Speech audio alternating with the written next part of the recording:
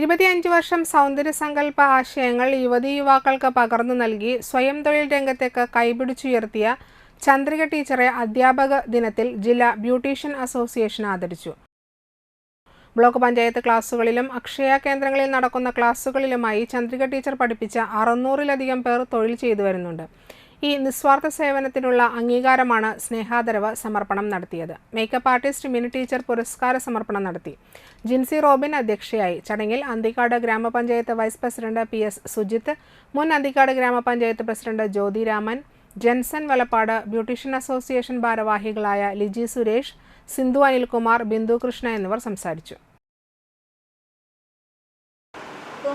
ഈ ഒരു ഫീൽഡിൽ, അതായത് നമുക്ക് ഏവർക്കും അറിയാവുന്ന ഒരു കാര്യമാണ്, ബ്യൂട്ടി മേഖല എന്ന് പറയുമ്പോൾ വർഷങ്ങൾക്ക് മുമ്പ് ഒരുപാട് പ്രശ്നങ്ങളിലൂടെ കടന്നു വന്നിരുന്ന ഒരു മേഖലയായിരുന്നു.